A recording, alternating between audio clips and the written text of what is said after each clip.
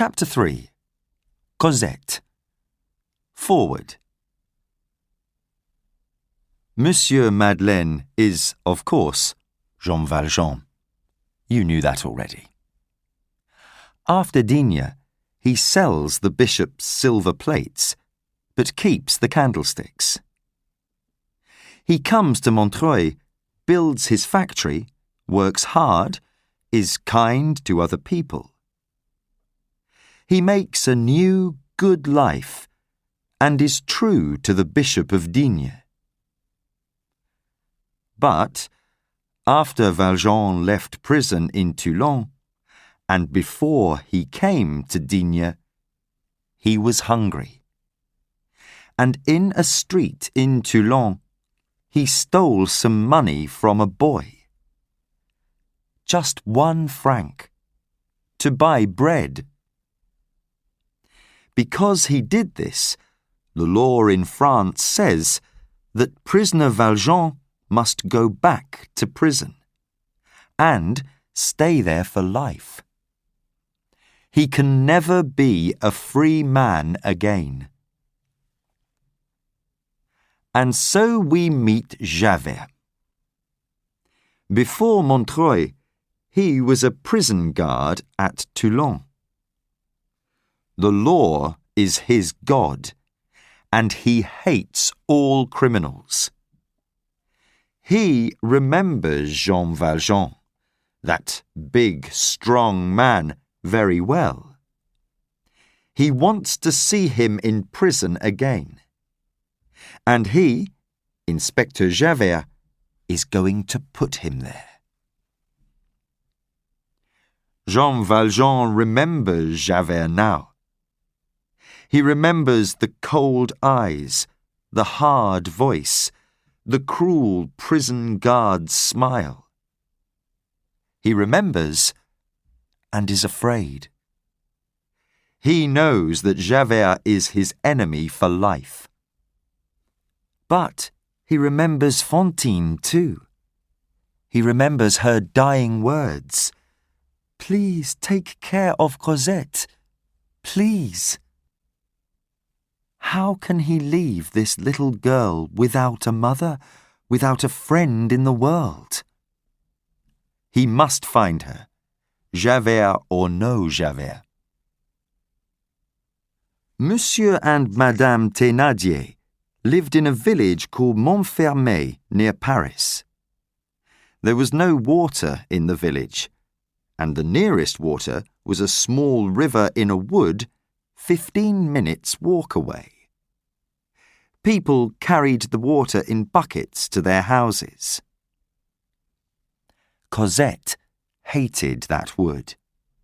At night, the trees made noises.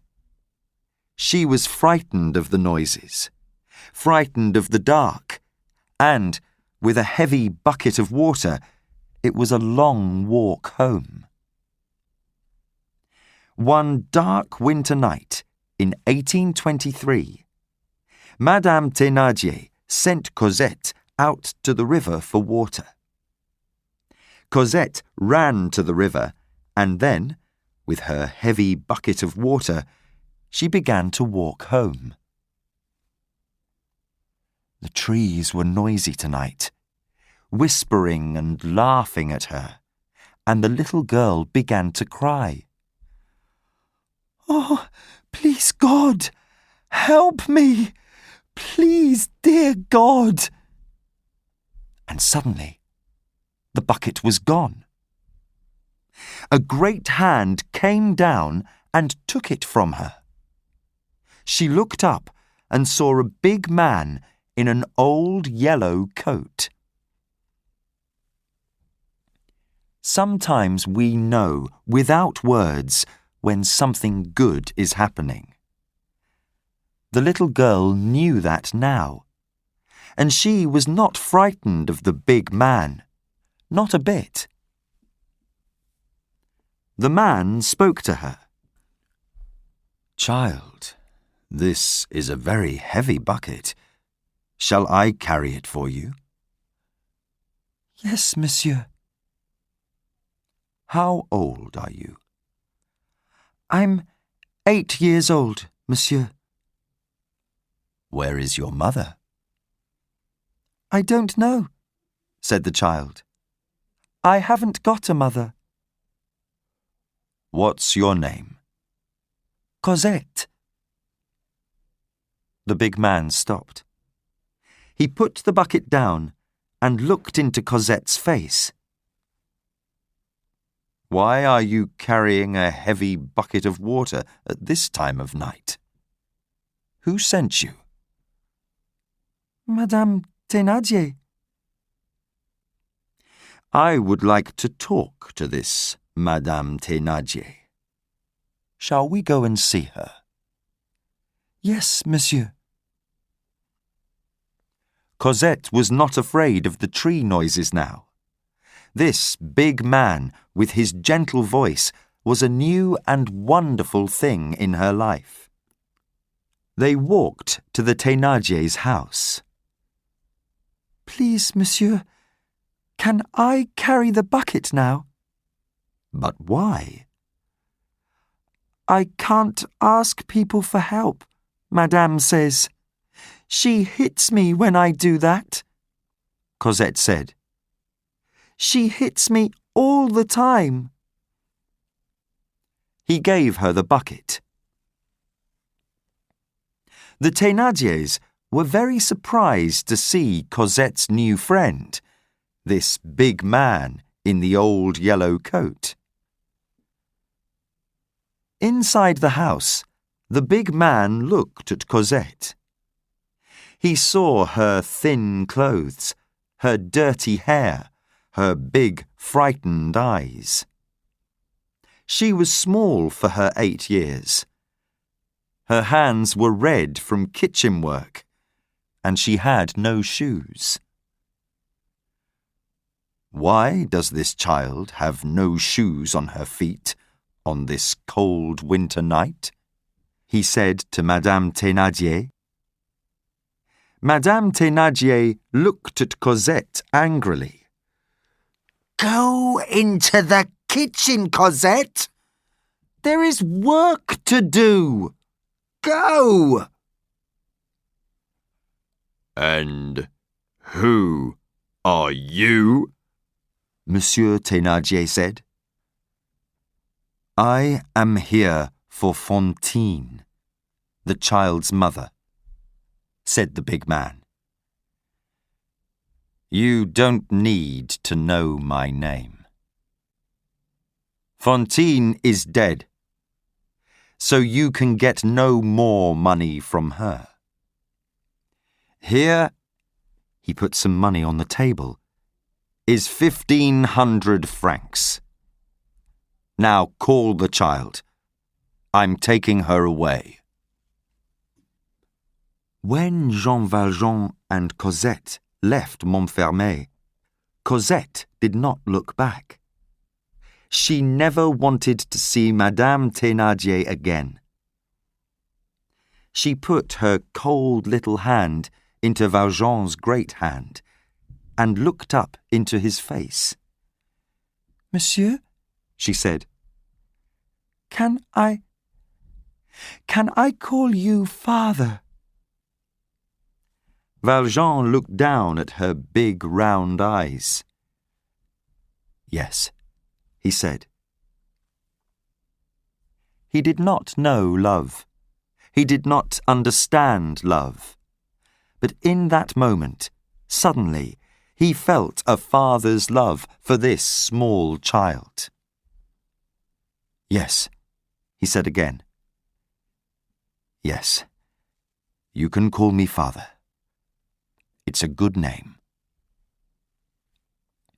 Hand in hand, they walked away on the road to Paris. In Paris, Cosette learnt to laugh and to sing like a bird and to be happy. Jean Valjean learned to be father and mother to this child, and he loved her dearly. But they lived quietly, moved house often, and only went out at night. Because Javert, too, was in Paris. When Valjean escaped from Montreuil, Javert came to Paris to look for him. He was now an important inspector in the Paris police. Every criminal in Paris was afraid of Inspector Javert. Once, Valjean saw Javert by the river, and the next day he looked for a new place to live. He found one, behind the high walls of a girls' school. The school gave Valjean a job as a gardener, and he lived in a little house in the big gardens. Cosette lived in the school, but every day she came to the gardener's little house for 1 hour. They talked and they sang and they read books. It was the happiest hour in the day for her and for Jean Valjean. And so the years passed. Chapter 4. Marius. Forward. 9 years pass. Valjean and Cosette are living in the Rue Plumet in Paris, in a house with a big garden.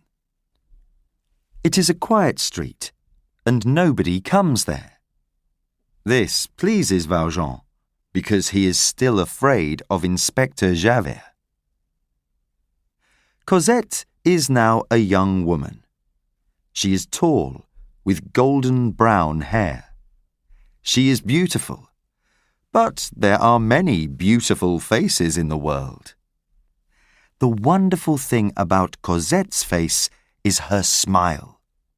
A slow, warm, gentle smile, like sunlight after rain.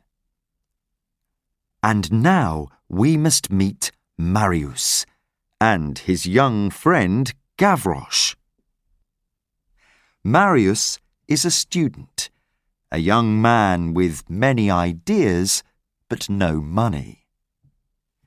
Paris is full of young men like this. Marius has a grandfather. His father is dead, but he does not talk to him. Their political ideas are very different. At 17, he leaves home with 30 francs, his watch, and a small bag of clothes. Now, 5 years older, he lives with other students, and they talk all night about books and ideas, politics and government, life and death. All students are like this. They live for ideas and do a little work here and there, when they need to. Gavroche is a child of the Paris streets. He is 11 or 12 years old, and wears a man's trousers and a woman's shirt. A kind woman gave these clothes to him. He lives on the streets, knows everybody, goes everywhere, and enjoys life.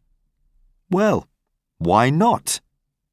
He knows no other life, only this one. Marius loved walking through the streets and gardens of Paris, and he often walked in the Luxembourg garden. One day in the garden, he saw a man with a young girl. The man was about 60, and the girl, Marius thought, was about 17. He did not see her eyes, but he saw her golden brown hair and her slow, gentle smile. He walked past them once and did not look back. But he came to the Luxembourg the next day, and the day after that, and for the next 5 days. The man and the girl were always there. he could not stop looking at the girl. He wanted very much to see that smile again. On the 7th day, the girl turned her head and looked at Marius. She looked into his eyes across the garden, and that look went like a bullet from a gun into Marius's heart. There were no words, but at once Marius knew and the girl knew. This was love. Life stopped for Marius then. He spent hours in the Luxembourg, and every time he saw her, the sun came out and all the birds in the garden began singing. But the man began to look at Marius too, and his face was not friendly. Marius was afraid, and he went to Gavroche. "Gavroche, please, you must help me." "Why? What's the matter, Monsieur Marius?" "There's a girl, Gavroche. She walks in the Luxembourg every day. I want you to follow her home and tell me the address." "Why don't you follow her?" "I'm busy," said Gavroche. "I'm afraid to," said Marius. "Her father, grandfather, I don't know, is watching me. He doesn't like me." "Why is this important, Monsieur Marius?" Gavroche said. He had a big smile on his face. "Because I'm in love," shouted Marius. "Please, Gavroche, do it." Gavroche ran away laughing. 2 days later, he came to Marius's rooms. "Rue Plumet," he said. "House at the end of the street. Hard to find. You need to look for it."